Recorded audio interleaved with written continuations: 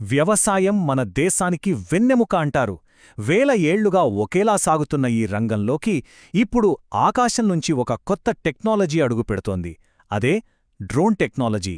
మరి భారతీయ పొలాల్లో ఈ టెక్నాలజీ ఎలాంటి మార్పులు తీసుకురాబోతుందో గెనండి ఈరోజు వివరంగా తెలుసుకుందాం. ఒక్కసారి ఆలోచించండి, ఒకే ఒక్క రోజులో ఏకంగా 50 ఎకరాల పొలానికి పురుగుమందు కొట్టాలంటే ఎలా? తరతరాలుగా మన రైతులను వేధిస్తున్న ప్రశ్న ఇది. చెప్పాలంటే ఇది కేవలం కష్టమైన పనే కాదు, దాదాపు అసాధ్యం. ఆ పాత పద్ధతిని ఒక్కసారి గుర్తు చేసుకుంటే వీపు మీద దాదాపు 20 కిలోల బరువున్న స్ప్రే ట్యాంకు, మండుటెండలో గంటల తరబడి పొలమంతా నడవడం, ఆ ప్రమాదకరమైన రసాయనాలని నేరుగా పీల్చడం, అదండి పరిస్థితి. అంటే శారీరక శ్రమతో పాటు ఆరోగ్యానికి కూడా ఎంత పెద్ద రిస్కో కదా. మరి ఇంత కష్టానికి పరిష్కారం ఆకాశం నుంచే దొరికితే ఎలా ఉంటుంది? శ్రమ, సమయం, ప్రమాదం ఈ మూడింటినీ ఒకేసారి తగ్గిస్తే? అవును, అక్కడే అంతా మారిపోయింది.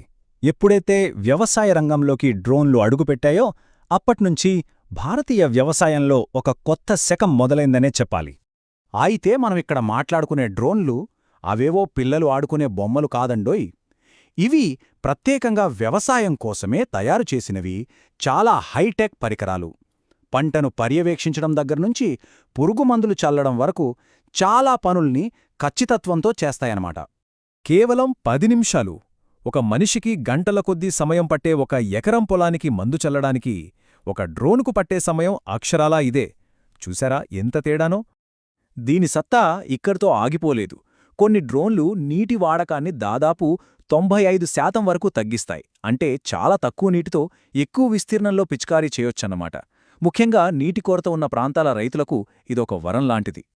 అంతేకాదు, డ్రోన్ ఒకసారి గాల్లోకి ఎగిరితే చాలు, దాదాపు 25 అడుగుల వెడల్పున మందును చాలా ఏకరీతిలో అంటే యూనిఫామ్గా చల్లుకుంటూ వెడుతుంది. దీనివల్ల మందు ఎక్కడా వృధా కాకుండా ప్రతి మొక్కకు సమానంగా అందుతుంది. సరే, ఈ టెక్నాలజీ వినడానికి చాలా అద్భుతంగా ఉంది. కాని దీన్ని నడిపే వ్యక్తి అంటే డ్రోన్ ఆపరేటర్ రోజూ ఎలా గడుస్తుంది, వాళ్ల పని ఎలా ఉంటుందో ఇప్పుడు క్షేత్రస్థాయిలో చూద్దాం. ఒక డ్రోన్ ఆపరేటర్కు ఇది ఉద్యోగం మాత్రమే కాదు, అదొక పరుగు పందెం లాంటిది. ఎండతో, గాలితో, ఎత్తుపల్లాల నేలతో, అన్నింటికన్నా ముఖ్యంగా బ్యాటరీ లైఫ్తో పోటీపడాలి. అంటే టెక్నాలజీ మీద పట్టు ఉండాలి, అదే సమయంలో ఫీల్డ్లో పరిస్థితుల మీద అవగాహన కూడా ఉండాలి.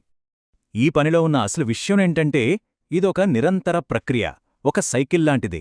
మొదట పొలాన్ని డిజిటల్గా మ్యాప్ చేయాలి, తర్వాత డ్రోన్లో మందు నింపి ఫ్లైట్ పాత్ను సెట్ చేయాలి. డ్రోన్ ఎగురుతుంటే స్ప్రేను మానిటర్ చేస్తూ ఉండాలి. బ్యాటరీ అయిపోగాలే దాన్ని మార్చి మళ్లీ మందు నింపి వెంటనే మరో ఫ్లైట్కి సిద్ధం చేయాలి. అందుకే వాళ్ల దగ్గర ఎప్పుడూ ఒక స్పేర్ బ్యాటరీ ఉండటం చాలా చాలా ముఖ్యం. ఇప్పటిదాకా మనం డ్రోన్ల వల్ల కలిగే ప్రయోజనాల గురించి చూశాం. కాని నాణేనికి రెండో వైపు కూడా చూడాలి కదా. ఆచరణలో ఎదురయ్యే సవాళ్లు, అడ్డంకులు ఏంటో కూడా ఓసారి పరిశీలిద్దాం.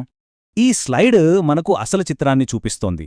చూడండి, ఒకవైపు వేగం, సామర్థ్యం, రైతు భద్రత ఇలా గొప్ప ప్రయోజనాలు కనిపిస్తున్నాయి. కాని మరోవైపు చూస్తే డ్రోన్ అధిక ధర, బ్యాటరీ పరిమితులు, కొత్త నైపుణ్యాలు నేర్చుకోవాల్సిన అవసరం, ప్రభుత్వ నిబంధనలు ఇలా కొన్ని ప్రాక్టికల్ సమస్యలు కూడా ఉన్నాయి. ఈ రెండింటి మధ్య బ్యాలెన్స్ సాధించడమే ఇక్కడ అసలైన సవాలు. అసలు సమస్య ఇక్కడే మొదలవుతుంది. ఒక డ్రోన్ కొనాలంటే సుమారుగా 5 నుండి 10 లక్షల రూపాయల వరకు ఖర్చవుతుంది.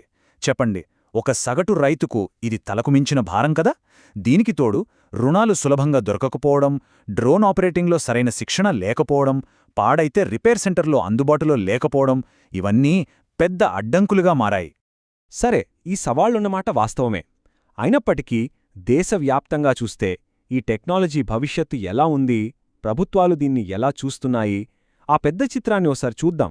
డ్రోన్ టెక్నాలజీలో ఉన్న శక్తిని కేంద్ర ప్రభుత్వం కూడా గుర్తించింది. అందుకే కిసాన్ డ్రోన్ లాంటి పథకాల ద్వారా సబ్సిడీలు అందిస్తోంది. రైతు ఉత్పత్తిదారుల సంఘాలకు అంటే ఎఫ్పిఓలకు డ్రోన్లు కొనుగోలు చేయడానికి ఆర్థిక సాయం అందిస్తూ ఈ టెక్నాలజీని బాగా ప్రోత్సహిస్తోంది. ఈ ప్రోత్సాహకాల ఫలితంగా మార్కెట్ గణాంకాలు కూడా చాలా ఆశాజనకంగా ఉన్నాయి. రాబోయే కొద్ది సంవత్సరాలలోనే భారతదేశంలో వ్యవసాయ డ్రోన్ల మార్కెట్ చాలా వేగంగా వృద్ధి చెందుతుందని అంచనా వేస్తున్నారు. ఇది మన వ్యవసాయ పద్ధతులలో రాబోయే ఒక పెనుమార్పుకు సంకేతం. వ్యవసాయ రంగ నిపుణులు కూడా ఇదే అభిప్రాయాన్ని బలంగా వ్యక్తం చేస్తున్నారు. ఈ టెక్నాలజీ కేవలం మందులు చల్లడానికే కాదు, పంట దిగుబడిని పెంచడం దగ్గర్నుంచి రైతుల జీవన ప్రమాణాలను మెరుగుపరచడం వరకు భారతీయ వ్యవసాయ ముఖచిత్రాన్నే మార్చే శక్తి దీనికుందని వాళ్లు నమ్ముతున్నారు. మరి డ్రోన్లు నిజంగా మన దేశంలో మరో హరిత విప్లవానికి నాంది పలుకుతాయా? టెక్నాలజీ అయితే సిద్ధంగా ఉంది, కానీ దాని అసలైన విజయం ఎప్పుడు సాధ్యమవుతుందంటే క్షేత్రస్థాయిలో ఉన్న ప్రతి చిన్న రైతుకు దాన్ని అందుబాటు ధరలో సులభంగా ఆచరణాత్మకంగా మార్చినప్పుడే. ఆ దిశగా ప్రయాణం ఇప్పుడిప్పుడే మొదలైంది.